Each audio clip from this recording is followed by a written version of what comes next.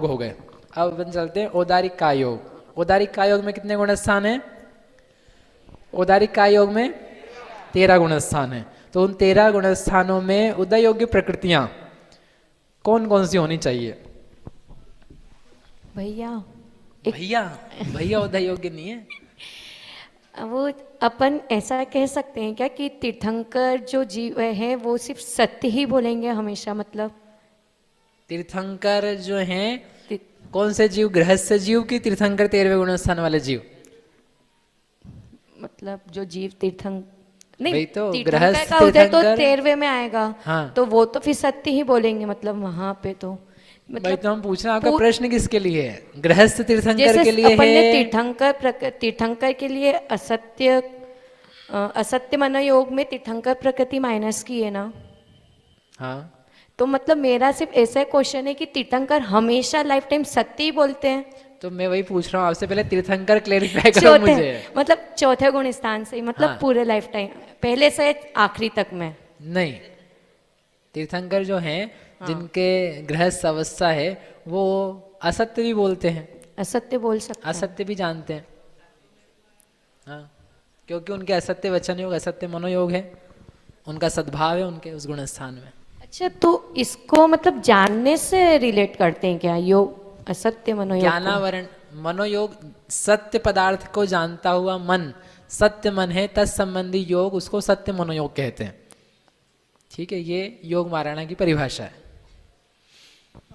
भैया वो इसी बात को कंटिन्यू करते हुए निवेदन था, वर्ष सत्य असत्य उभय अनुभय, हाँ भैया। मन और वचन योग, इनका संक्षेप में एक बार स्वरूप बस हाँ, ये अवगत बताऊंगा करा। तो मेरी पूरी Short क्लास भैया, है ना। जैसे अभी आपने इसका बता दिया ना सत्य मन योग का, ये ठीक है, समझ में आ गया। ऐसे ही एक है। एक लाइन में बता दीजिए। एक ही लाइन में ऐसे ही है, सत्य पदार्थ को जानने वाला मन सत्य मन है, और उस संबंधित जो योग है उसके लिए उसके द्वारा जो योग होता है वो सत्य मनोयोग है। ऐसे ही असत्य पदार्थ को जानता हुआ जो मन है उस मन का नाम असत्य मन है, भैया और 2 उसके मिनट। द्वारा जो होने वाला जो योग है वह असत्य मनोयोग है। उभय अनुभय पदार्थ है, उनको जानने वाला मन उभय अनुभय कहलाता है। उभय पदार्थ यानी जिसमें सत्य भी है असत्य भी है, उसे बोलते हैं उभय मन। जैसे कमंडल को घट जानना, तो काम चल भी जाता है लेकिन वह सच भी नहीं है। और अनुभय यानी जो अवक्तव्य है वह अनुभय कहलाता है। तो अनुभय वस्तु को जानने वाला मन अनुभय है, और उसके द्वारा जो योग होता है वह अनुभय मनोयोग है। योग मारणा ही करी थी पिछली बार, बड़ी अच्छी थी। आप उसमें से पढ़ेंगे ऑनलाइन तो काफ़ी सारा आ जाएगा। भैया लेकिन ऐसे पदार्थ short तो में एक बार- असत्य होता ही नहीं है ना। मतलब पदार्थ तो जो है वो है अरे, सत्य। अब देखो योग मारणा में नहीं जाऊंगा मैं। ऐसे ही पदार्थ short तो में- पदार्थ ही होता है, हाँ, हाँ, उसका उपचार किया जाता है जानने की अपेक्षा से। ठीक, जी भैया, ऐसे ही शॉर्ट में एक बार वचन योग का और बता दीजिए। किसका? वचन योग ऐसे ही ऐसे ही है, सेम है। सेम। हाँ ये मेरा अनुभव वचन योग था। मतलब सत्य को बोलने वाला सत्य वचन, हाँ, असत्य वचन। सत्य पदार्थ को कहने वाला वचन सत्य, असत्य पदार्थ को कहने वाला वचन असत्य, उभय अनुभय पदार्थ को कहने वाला वचन उभय अनुभय, और उसके द्वारा होने वाला जो योग है, प्रयत्न है, वह सतत तत्संबंधी योग है। बड़ा इंटरेस्टिंग है, आप पढ़ोगे ना, हमने कहा था आपके जीवन के झगड़े खत्म हो जाएंगे, आपकी भाषा सुधर जाएगी यदि आपको अनुभय वचन योग समझ में आ जाए और आप उसका पालन कर लो तो। ठीक है, चलिए अब ये गाथा पढ़ लेते हैं अपन। हाँ, पढ़ लेते हैं। आपको इतनी देर सोचना है औदारिक काय योग में क्या स्थिति बनती है। आप लोगों को याद है ना आपने क्या बोला मुझे करने के लिए? अपन वही कर रहे हैं, उदय विच्छुत्तियाँ। लेकिन योग मार्गना थोड़ी वैसे भी डिफिकल्ट पड़ती है, इसलिए मैं चाहता हूँ कि अपन कर लें और फिर अपन देखेंगे क्या आगे का अधिकार है। 311 नंबर की गाथा है, शेयर कर दो 1 मिनट।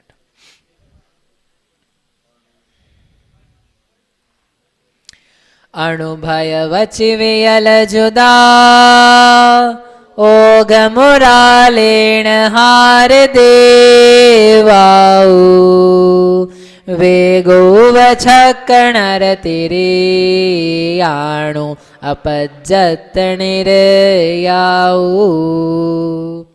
अनुभय वची, जो अनुभय वचन योग है उसमें वियल जुदा, विकलत त्रय को जोड़ना चाहिए। तो वो अपन कर ही चुके हैं अभी हाल अनुभय वचन योग का।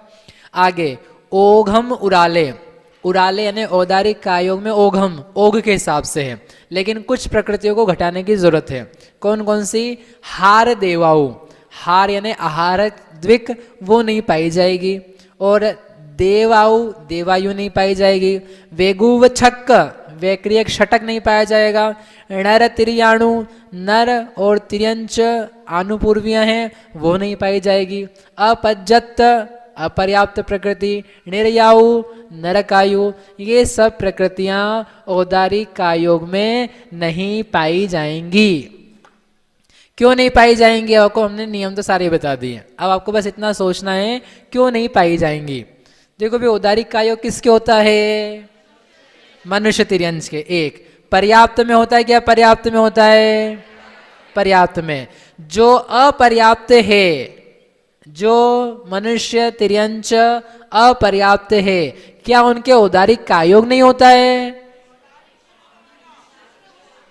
फिर से, जो मनुष्य तिर्यंच अपर्याप्त हैं, क्या उनके औदारिक कायोग नहीं होता है? अरे हाँ या ना बताना है आपको, होता है कि नहीं होता है?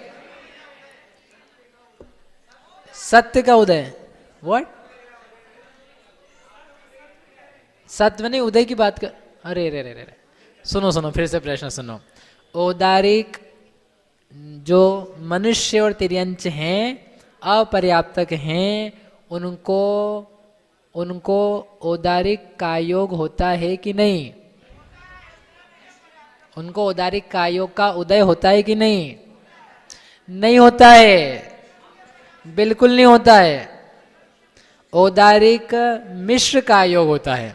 जो जो अपर्याप्तक हैं, निवृत्ति अपर्याप्तक हो चाहे लब्धि अपर्याप्तक हो, जो अपर्याप्तक हैं उनको औदारिक मिश्र कायोग होता है, उनको औदारिक कायोग नहीं होता है। एक समय में दो योग नहीं पाए जाते हैं। औदारिक मिश्र कायोग के समय औदारिक कायोग पाया जाता है। तो मनुष्य तिर्यंच को यदि औदारिक कायोग है तो इसका मतलब क्या है? क्या है? पर्याप्त हैं, वे पर्याप्त बन चुके हैं। ठीक है, अब इतना ध्यान में रख के अपने को प्रकृतियां घटाने का एक आधार मिल जाता है। आपको उस व्यक्ति की सिचुएशन देखनी है और फिर रिलेटेड प्रकृतियां मैनेज करनी है। तो जब है ही मनुष्य तिर्यंच पर्याप्त हुआ औदारिक काय वाला, नाउ थिंक कौन कौन सी निकालनी पड़ेगी? देव वाली निकालनी, नरक वाली निकालनी है। तो क्या क्या चली जाएगी? वैक्रियक षटक और देवायु नरकायु, ये 2 8 तो वैसे ही गई। फिर क्या निकालो आप?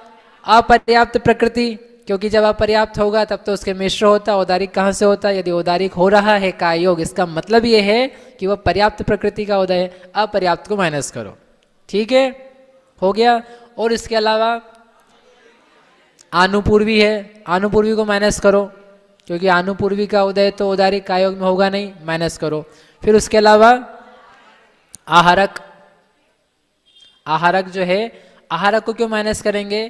क्योंकि एक समय में तीनों शरीरों में से एक ही शरीर का उदय होता है।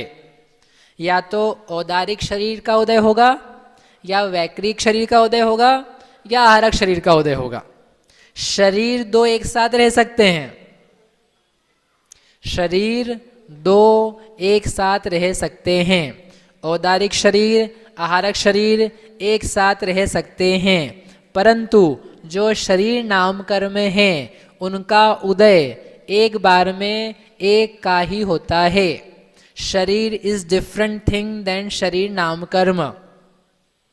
शरीर जो है औदारिक शरीर, उससे औदारिक शरीर नामकर्म अलग चीज है।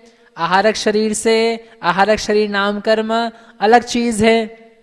आहारक शरीर नामकर्म कारण है, आहारक शरीर कार्य है।